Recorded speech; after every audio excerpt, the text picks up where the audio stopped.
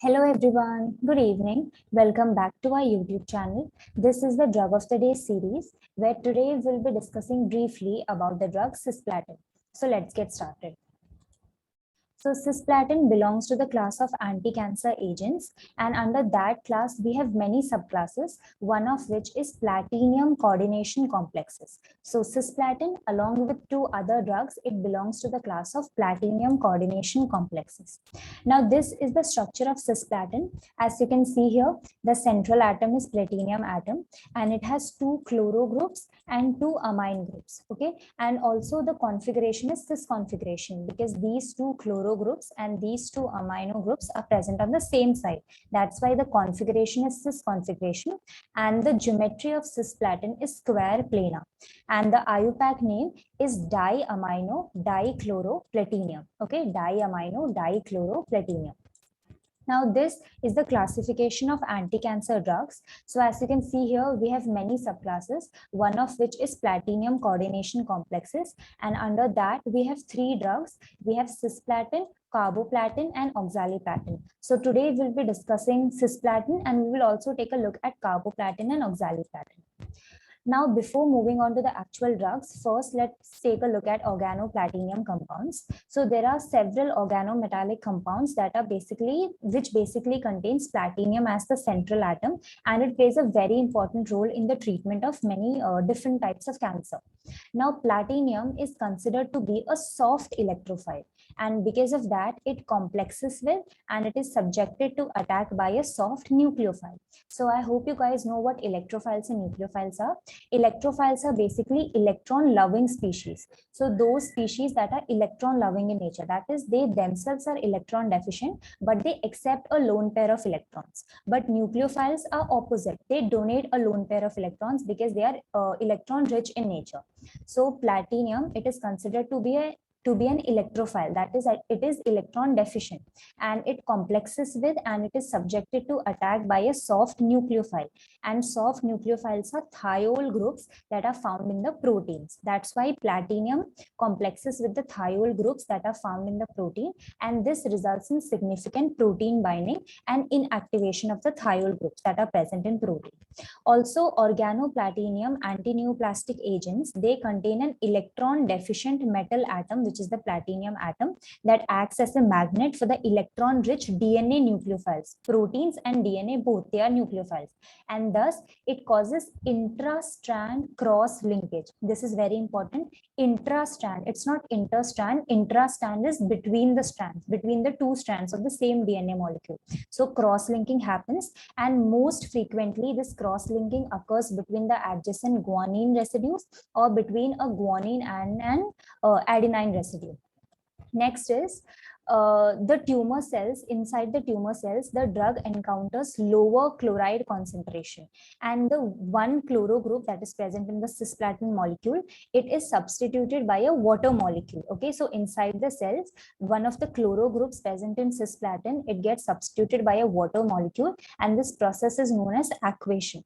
So this serves to trap the molecule inside the cell as a result of ionization, and thus it produces toxicity inside the cell. It is also hydrolyzed intracellularly to produce a highly reactive moiety that causes cross-linking of the DNA. And the most favored site of attack on the DNA is the N7 of guanine residue. This is very important. N7 of guanine residue is the site that gets attacked by cisplatin or the other platins, and it can also react with the thiol groups that are present in cytoplasmic and nuclear proteins. Then the DNA bases become coordinated with the platinum, and which is present in the cis configuration, and because of that DNA damage that has occurred, it is unable to correct itself, and that's why the net result is major changes in DNA configuration. Next is cisplatin drug. So cisplatin is mainly used IV, that is, it is given intravenously in the treatment of many different types of cancer, like we have metastatic testicular and ovarian cancer, and also advanced bladder cancer. It is rapidly hydrated in the body. It has a very short plasma half-life, which is less than 30 minutes, and it is eliminated mainly via the kidneys. Then it is highly nephrotoxic in nature. This is very important line. It is highly nephrotoxic in nature, and it can result into significant damage to the renal tubules, especially those patients who are having pre-existing kidney disease or who are concurrently receiving other nephrotoxic drugs like cyclophosphamide and ifosfamide. So both these are anti-cancer drugs which are also nephrotoxic in nature. So cisplatin is highly nephrotoxic in nature. So that's why we should avoid its use in patients who are having pre-existing kidney disease or who are concurrently receiving other nephrotoxic drugs.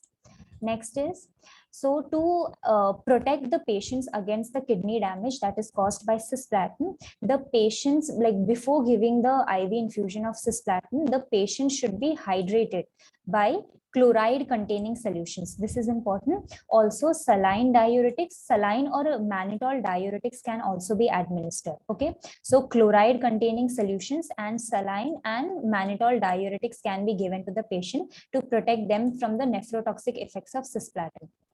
Next is, this is very important line, amifostine. Amifostine is used for the reduction of cisplatin induced nephrotoxicity. So amifostine is basically an organic thiophosphate which inside our body gets activated by the alkaline phosphatase enzyme, and it acts as a nephroprotective agents. And amifostine is also used for neurotoxicity and nephrotoxicity that is caused by cisplatin, and also the radiotherapy related xerostomia. So this is very important. Amifostine is the main drug that is used for reduction of cisplatin induced nephrotoxicity. Then cisplatin is a very severe emetogen. This is very important. It is the most severe emetogenic anti-cancer agent, and vomiting almost always occurs with its use. So that's why anti-emetic therapy is always given with cisplatin. Then cisplatin also reduces all the ions in our body in the serum. That's why it causes hypomagnesemia, that is low magnesium level, magnesium ion level, hypokalemia, that is low level of potassium ions, hypocalcemia, that is low level of calcium ions, and hypophosphatemia, that is low level of phosphate ions. So it basically reduces all the ions that are present in the serum. Then cisplatin and the other organoplatinum anti-cancer agents, they react with aluminium. This is very important. They react with aluminium, and that's why they cannot be administered through needles that are made up of aluminium. Okay, so cisplatin and the other platins, they react with aluminium. That's why they cannot be administered through an aluminium containing needle. And also the drug is photosensitive, that is, it is sensitive towards light, and that's why it is always packed in amber colored bottles, and it must be protected from light. Then all the tumor cells, they sometimes become resistant to cisplatin because of many mechanisms. So one of them is because of decreased uptake of the drug inside the cell, or because of increased activation by the thiol containing proteins, or because of increased DNA repair inside the cell, or because of deficiency of a type of DNA repair mechanism that is known as mismatch repair or MMR. So because of deficiency of this MMR also, resistance can occur towards platins. Next is the other two compounds that are carboplatin and oxaliplatin. So carboplatin is a second generation platinum compound. It is less reactive than cisplatin. It is a second generation platinum compound, and it is better tolerated. If we compare carboplatin with cisplatin, then it is better tolerated, and the mechanism of action and the clinical utility is similar to that of cisplatin. Then here, nephrotoxicity, ototoxicity, and neurotoxicity is low if we compare it with cisplatin. And also nausea and vomiting is mild, and sometimes only infrequently limits the dose. Then the main dose limiting toxicity of carboplatin is thrombocytopenia, and sometimes liver dysfunction can also occur. So with cisplatin, the main toxicity was nephrotoxicity, and also it was highly emetogenic. But carboplatin does not show nephrotoxicity, it is low, and also nausea and vomiting is mild, but the main dose limiting toxicity here is thrombocytopenia. Then it is primarily indicated for ovarian carcinoma of epithelial origin, and it also can be used for squamous carcinoma of head and neck, small cell lung cancer, and also for breast cancer. And then we have oxaliplatin. So oxaliplatin is a third generation platinum compound that also differs significantly from cisplatin.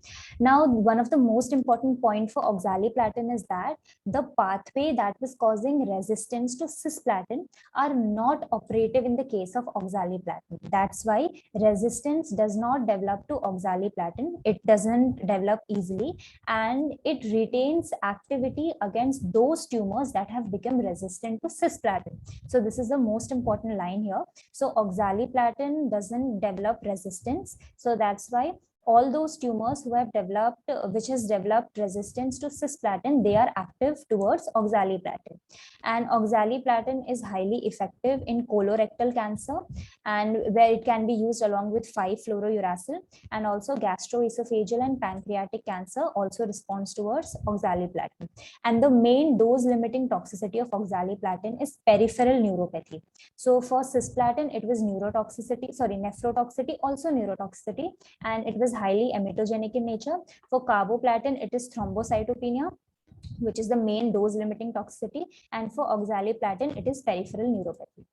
Now let's solve few questions. So the first question is, the most emetogenic anti-cancer drug is? So the options are cyclophosphamide, methotrexate, cisplatin, and 5-fluorouracil. So all the options that are given here, they all are anti-cancer drugs, but the most emetogenic anti-cancer drug is, which we just now studied, is cisplatin.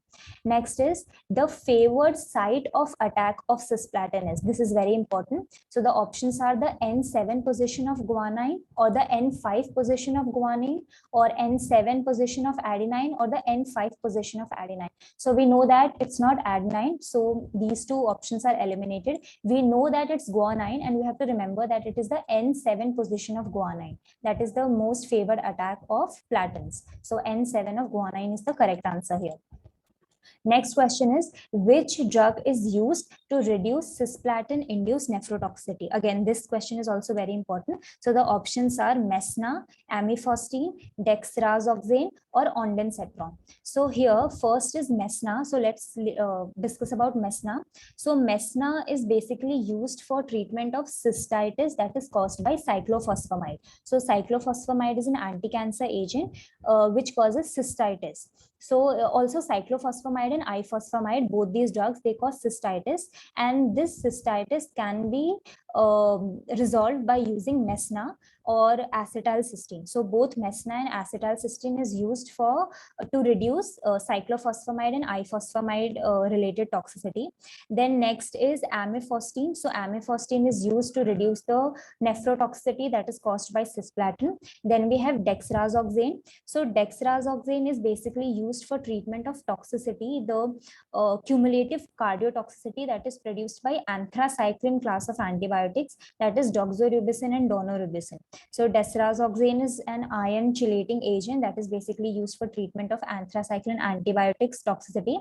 And last is ondansetron. So ondansetron is an anti-emetic agent. It is a 5-HT3 antagonist, and it is used for controlling the vomiting that is caused by all the cytotoxic drugs. So here the correct answer is amifostine. It is used to reduce the nephrotoxicity that is caused by cisplatin. And the last question is, which organoplatinum compound it is used in cisplatin resistant tumor? So here we have to read the questions carefully. The question here asks for cisplatin resistant tumor. So the options are carboplatin, staraplatin, oxaliplatin, or none of the above. So we discussed about carboplatin and oxaliplatin. Satraplatin is basically a new organoplatinum compound that is currently in phase 2 of clinical trials. So here the correct answer is oxaliplatin. So oxaliplatin is the platin that can be used for cisplatin resistant tumors. So yeah, I hope you enjoyed today's video and found it informative. And if you did, then please like it and share it with all of your friends who are preparing for GPAT and NIPER. Also subscribe to our channel where we daily post such informative content. Also, we have a free WhatsApp group where we daily put MCQs related to GPAT and NIPER. So if you wish to join the group, do leave a message on these two numbers that are given here at the end of the slide and we'll do the needful. Thank you.